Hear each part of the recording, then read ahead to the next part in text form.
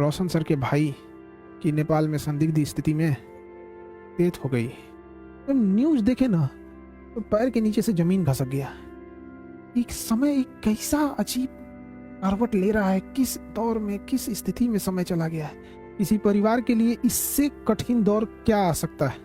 किसी के परिवार के साथ ऐसा ना हो, दुश्मन के परिवार के साथ भी ऐसा ना हो। हमारी पूरी संवेदना है परिवार के साथ। हमसे जो संभव हो सकेगा हम तीसरा साजिश जरूर कर रहा है, इसके लिए एक उच्च स्तरीय जांच होनी चाहिए। ज्ञान बिंदु के निदेशक रोशन आनंद के परिवार पर दुखों का पहाड़ टूट पड़ा है। कुछ घंटे पहले तक रोशन आनंद जेल में थे।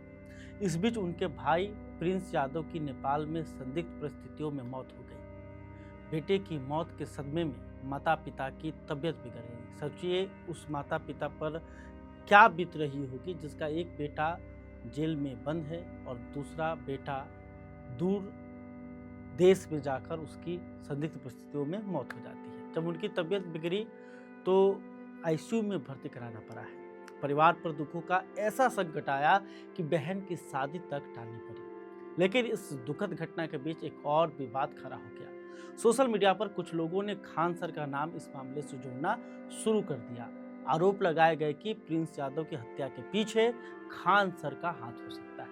हालांकि इन आरोपों के समर्थन में अब तक कोई आधिकारिक सबूत सामने नहीं आया है। इन्हीं आरोपों के बीच खान सर पहली बार सामने आए हैं। उन्होंने एक वीडियो संदेश जारी कर प्रिंस यादव की मौत पर दुख जताया है और अपने ऊपर लगाए जा रहे आरोपों को खारिज किया है। आप पहले ये वीडियो देख लीजिए। जय हिंद। देखिए, आज अजीब से मन से बात करना पड़ रहा है। बड़ी दुखद खबर के साथ अचानक से सब चीज चल रहा था।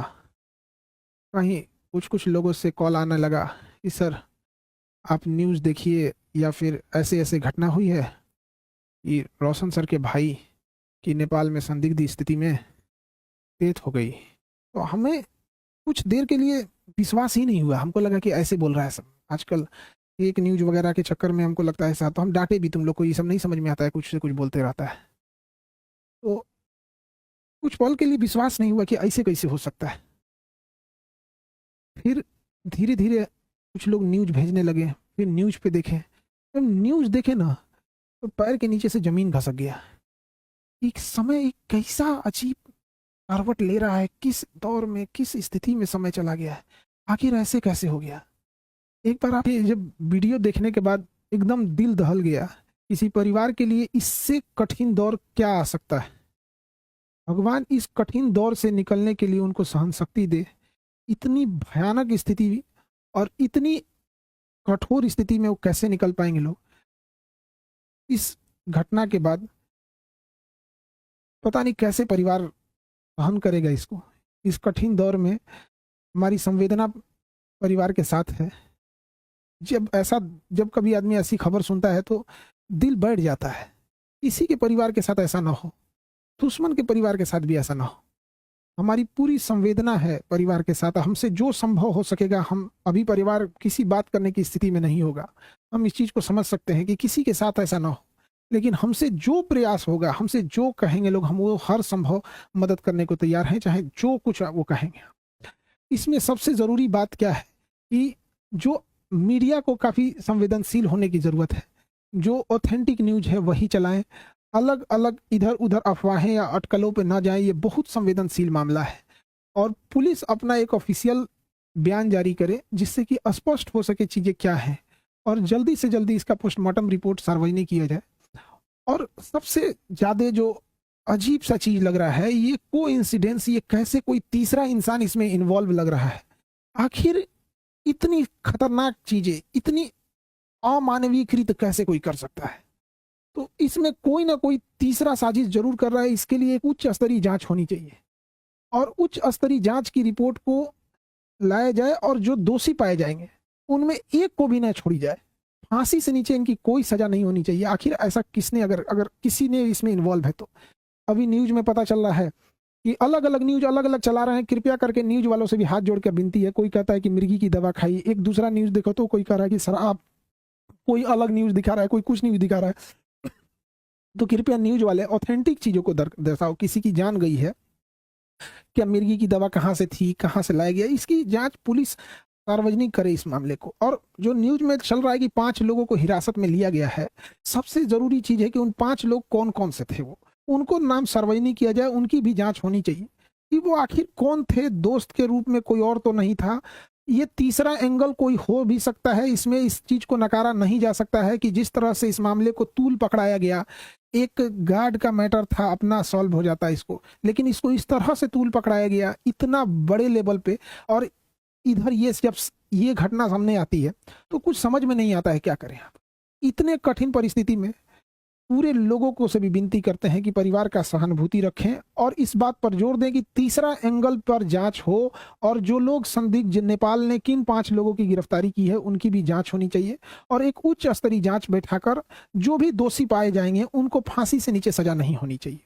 देखिए, जो इंसान अब पुण्य आत्मा अब दुनिया से चली गई, भगवान उनको शांति दे, लेकिन यदि इसमें जो इन्वॉल्व है उसको पुलिस पहुंच पकड़ लेती है या उच्च स्तरीय जांच में आती है, तो कहीं ना कहीं ये उचित रहेगा।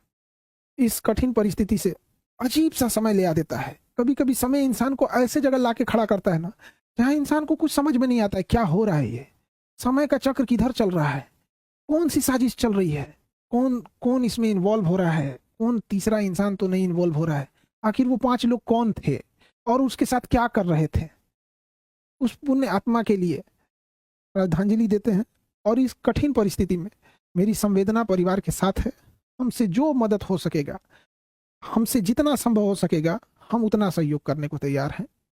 लेकिन सबसे जरूरी चीज है कि पुलिस को इसमें आके एक ऑफिशियल प्रेस विज्ञप्ति जारी करनी चाहिए और जल्दी से जल्दी जो रिपोर्ट है उसे सार्वजनिक करनी चाहिए, ताकि चीजें सही दिशा में जाए। मेरी संवेदना परिवार के साथ है।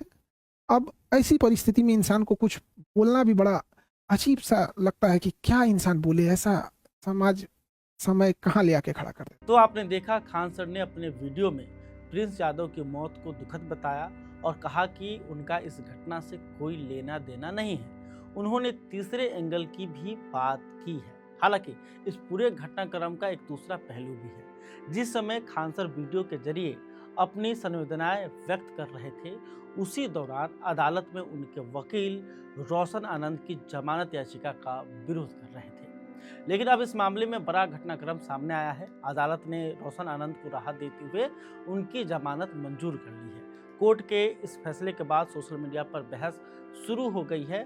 कुछ लोग सवाल उठा रहे हैं कि क्या यह राहत पहले मिलनी चाहिए थी, क्योंकि इस दौरान परिवार लगातार गंभीर परिस्थितियों से गुजर रहा था। प्रिंस यादव की मौत ने पूरे परिवार को झकझोर कर रख दिया है। माता पिता सदमे में हैं, बहन की शादी टल गई है।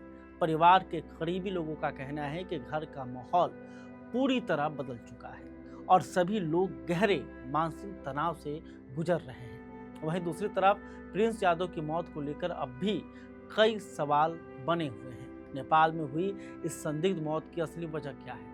यह महज एक आपराधिक घटना थी या इसके पीछे कोई और कहानी छिपी हुई है? इन सवालों के जवाब अभी जांच एजेंसियों को तलाशने हैं। फिलहाल इस मामले में 3 बातें सबसे ज़्यादा चर्चा में हैं। पहली, प्रिंस यादव की संदिग्ध मौत। दूसरी, रोशन आनंद को मिली जमानत। और तीसरी, खान सर का सामने आकर अपना पक्ष रखना। अब सबकी नज़र जांच और आगे की कानूनी प्रक्रिया पर टिकी हुई है, क्योंकि जब तक जांच पूरी नहीं हो जाती तब तक इस मामले से जुड़े कई सवालों का जवाब फिलहाल नहीं है। आप देखते रहिए खबर पॉइंट। मैं परमवीर सिंह।